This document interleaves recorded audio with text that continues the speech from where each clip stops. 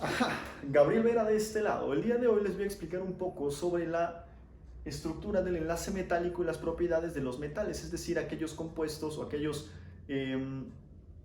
materiales compuestos por enlaces metálicos. El enlace metálico fue inicialmente descrito hacia 1900 por Rudd y por Antoine Lorentz como el famosísimo que nos han enseñado desde la secundaria, mar de electrones, en el cual dicen que los núcleos se encuentran tan cerca y la naturaleza de los átomos metálicos es tan similar entre ellos que se comparten los electrones, es decir, los electrones de valencia de un átomo, de un metal, le van a pertenecer también al de al lado, se están intercambiando entre ellos y podríamos decir que tenemos una nube de electrones alrededor de todos los átomos metálicos que componen una red metálica, ¿ok? Y que estos metales, estos átomos metálicos, junto con su densidad electrónica, se empacan como se empacarían las esferas, es decir, para hacer un ejemplo bidimensional, ustedes agarren monedas de un peso todas iguales y júntenlas y traten de minimizar los espacios vacíos que quedan entre las monedas cuando ustedes hacen dos o más filas, ¿ok?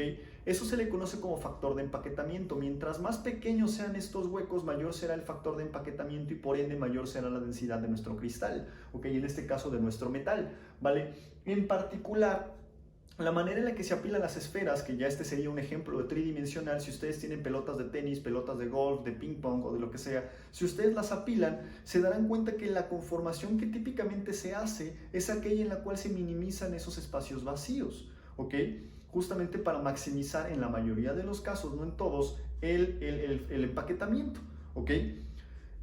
Este arreglo tridimensional de esferas nos da como resultado típicamente tres estructuras cristalinas de las 14 redes de Bravais tridimensionales que existen. Hexagonal compacto y por sus siglas en inglés centrado en cúbico centrado en el cuerpo y cúbico centrado en las caras. Es decir, esas son las tres estructuras cristalinas típicas que presentan los metales, aunque evidentemente habrá metales que presenten estructuras cristalinas diferentes a estas tres, pero estas tres son las más típicas. Es decir, los metales son cristales. Como les he comentado en videos anteriores, un cristal, en una definición muy sencilla y sin entrar a las leyes de Curie, es toda aquella cosa que tenga una estructura tridimensional perfectamente bien organizada, ¿ok?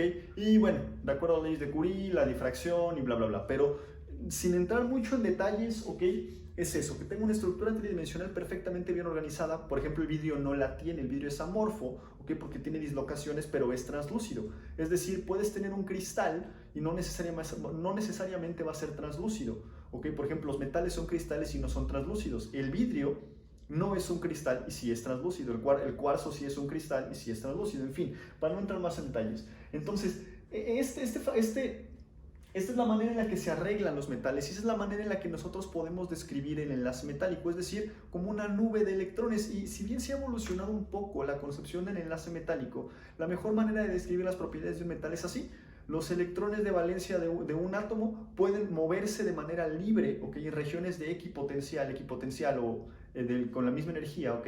Equienergéticas, ¿vale? Isoenergéticas, como le quieran llamar, ¿vale? A lo largo y ancho de una red metálica, ¿ok? Nosotros sabemos al día de hoy que los metales presentan orbitales del tipo D, también conocidos, bueno, nombrados así por ser difusos, ¿ok? Sharp Principal Diffuse and Fundamental. Los orbitales D o difusos son orbitales muy grandes, son cinco diferentes, ¿ok? De acuerdo a los orbitales que se obtienen de resolver la ecuación de Schrödinger independiente del tiempo para de esos 5 casos específicos, ¿vale? Como son orbitales muy lejanos, muy lejos de los núcleos, ¿ok? Esto quiere decir que esos electrones van a estar poco enlazados al núcleo, poco amarrados al núcleo, dada el fuerte apantallamiento que generan los electrones más internos que se encuentran en orbitales S y en orbitales P, que son de hecho los S los más apantallantes. Entonces estos electrones están tan lejos del núcleo, que se encuentran tan poco amarrados al núcleo, que es por eso que se pueden mover libremente, y de ahí es entonces que, por ejemplo, los metales presentan bajas energías de ionización y también altas energías de afinidad electrónica. Es decir, sus electrones están tan lejanos de los núcleos que necesito muy poca energía para poderlos desprender y ionizarlos, o necesito mucha energía para poder hacer que acepten un electrón, ya que la carga nuclear efectiva que están experimentando naturalmente será muy pequeña. Okay, y esa es la manera de explicar las propiedades de ese famoso mar de electrones. Estos orbitales D de todos los metales que componen una red metálica se encuentran traslapados entre ellos, es decir, estos electrones, estos orbitales D son isoenergéticos, tienen la misma energía, los 5 orbitales D, y por ende están degenerados, como comúnmente se le dice, y por ende los electrones se pueden mover libremente entre ellos. ¿Ok? Es la manera de explicar sus propiedades. En el caso de los metales de transición interna, mal llamados así, ¿ok? Es historia que ya les contaré después. ¿Ok? Los metales de transición interna, ¿ok? O los metales, las tierras raras, por así decirlo, como el gadolinio, el samario y demás, presentan orbitales F, los cuales son 7 orbitales F y tienen unas propiedades bastante similares a las que presentan los orbitales D. Es decir, también son evidentemente degenerados, ¿ok?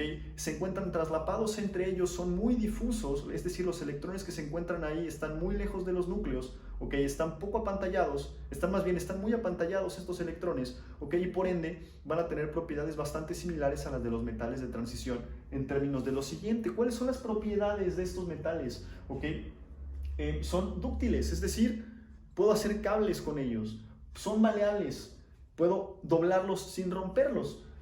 Y estas dos tienen una explicación bien interesante. Si nosotros lo suponemos de una manera sencilla, como si fuese un mar de electrones, ¿ok? Estos electrones los átomos son esféricos y no tienen color.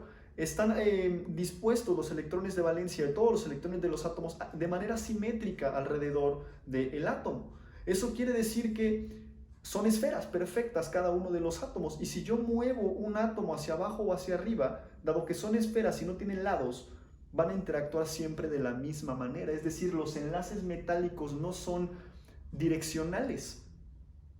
Simplemente se dan cuando un metal se acerca lo suficiente a otro como para que sus nubes electrónicas se puedan traslapar. Y esto es una propiedad extraordinaria, y esa es la razón por la cual podemos hacer que los metales sean dúctiles y hacer cables, como por ejemplo los alambres, los hilos de oro que componen los microprocesadores del celular o la tableta o la computadora desde la cual me están viendo, ¿ok?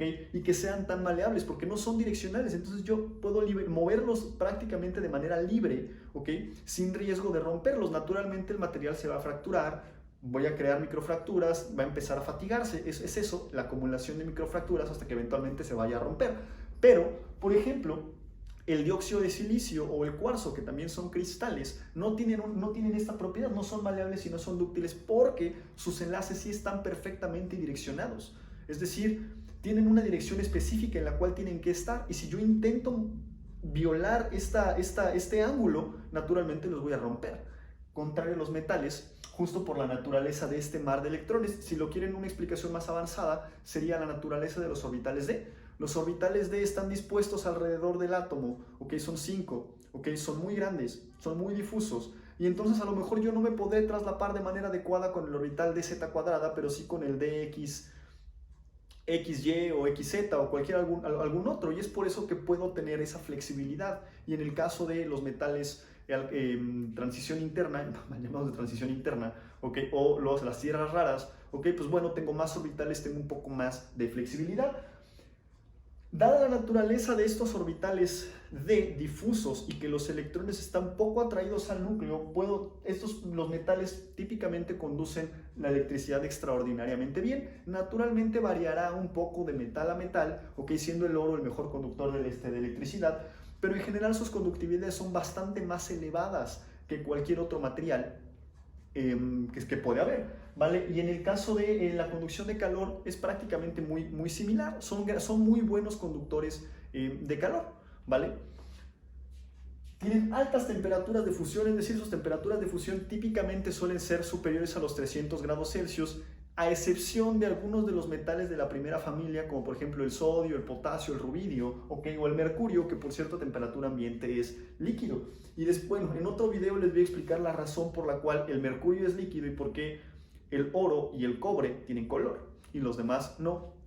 Pero tienen en general brillo o lustre, que es su capacidad para reflejar la luz. Okay, lo cual naturalmente dependerá del índice de refracción y de qué tan pulida se encuentra la superficie, pero típicamente los metales tienen brillo o lustre. Okay. Otra propiedad interesante de los metales es que absorben, es decir, sus modos vibracionales tienen la capacidad de activarse, okay, con radiación ultravioleta, es decir, los metales absorben el ultravioleta, okay, porque las frecuencias de vibración de los metales, de los átomos, suponiendo lo que son como un oscilador armónico, están dentro del ultravioleta.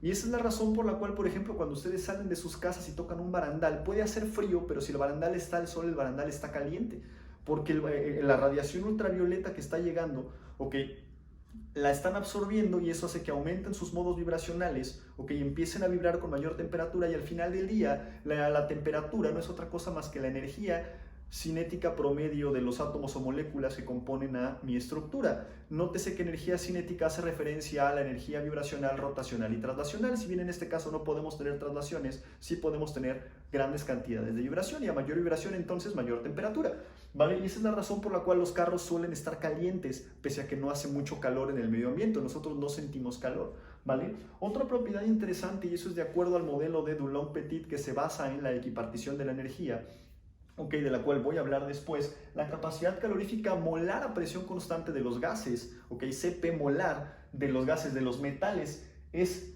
después de los 273 Kelvin, es típicamente 3 veces la constante universal de los gases ideales. Es decir, sus propiedades son tan parecidas entre ellos que incluso su capacidad calorífica molar, ojo, si es por gramo, dado que tienen densidades distintas, pues será diferente, pero la capacidad molar a altas temperaturas, o sea, después de los 0 grados Celsius o después de los 25 grados Celsius, va a ser muy similar a 3 veces la constante universal de los gases ideales en la unidad que ustedes desean. Es decir, si no quieren ir al internet y buscar, o un libro y buscar la capacidad calorífica del oro o del mercurio o del cromo, nosotros sabemos que después de los 25 grados Celsius va a ser muy similar a 3 veces la constante universal de los gases ideales. Y bueno, ya después les hablaré de esa bella aproximación. Se puede decir entonces que los metales tienen enlaces del tipo no polar, dadas las diferencias. Si es un metal puro, por ejemplo oro o plata o cualquier otro metal, es decir, puros átomos iguales, pues la diferencia de electronegatividad entre ellos es nula. Ok, acuérdense que la diferencia la electronegatividad es una consecuencia del enlace, no es una propiedad intrínseca de los átomos, pero nosotros podemos decir que el enlace se podría decir que es no polar o muy poco polar cuando estemos hablando de amalgamas o de aleaciones, ¿vale?, en la cual tenemos átomos de distintos tamaños mezclados entre sí que sí pueden tener diferentes electronegatividades, ¿ok?, pero son tan pequeñas, son tan sutiles los cambios que esencialmente podemos decir que sus enlaces son no polares. Mi nombre es Gabriel Vera, espero les haya gustado la explicación, sean felices. Ajá, he vuelto. Un bonus de este capítulo es explicar la diferencia entre metales y metaloides o semimetales. Tal vez se lo hayan preguntado o tal vez no. La diferencia sustancial es la cantidad de portadores de cargas disponible para poder conducir electricidad. Al final del día, en los metales, la conducción de electricidad y la conducción de calor depende de la transferencia de electrones de un átomo a otro cuando los cuerpos se encuentran relativamente en contacto. Acuérdense que nunca podemos tocar a nadie, ¿ok?, pero así es la manera en la que se modela, ¿ok? Entonces, ¿por qué existe esta diferencia en cantidad de portadores de carga disponibles entre los metales y los semimetales? Porque si nosotros analizáramos las conductividades de todos los metales y las conductividades de todos los semimetales o metaloides, nos vamos a dar cuenta que existe una brecha muy clara entre ellos. Okay, si bien las conductividades entre metales son similares, pero si hay diferencias, las diferencias no son tan sustanciales como entre metales y semimetales. Y la razón es la naturaleza de los orbitales que los componen y del núcleo como tal que forma parte de este átomo. Es decir, los electrones de valencia en los metales son están en orbitales d, es decir, en orbitales difusos que se encuentran fuertemente, es decir, estos electrones no experimentan gran cantidad de carga nuclear efectiva porque, como les comentaba, están fuertemente apantallados por los electrones más internos que son de naturaleza SOP.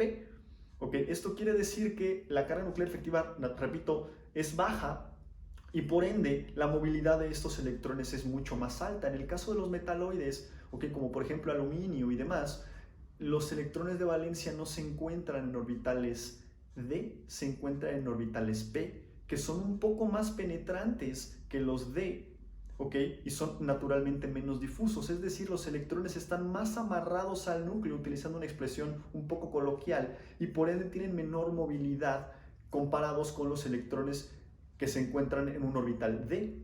Es decir, necesito más energía para mover un electrón que se encuentre en un orbital D que un electrón que se encuentre, más energía para mover un electrón que se encuentre en un orbital P que para mover a un electrón que se encuentre en un orbital D. Por eso es que los semimetales tienen menor conductividad eléctrica y por ende menor conductividad térmica, ¿ok? Por la naturaleza de los electrones de valencia, de los orbitales donde se encuentran los electrones de valencia y la disponibilidad de dichos electrones para moverse y transferirse. Repito, eso es la conductividad eléctrica, la capacidad que yo tengo para mover electrones de un lado a otro. Sean felices.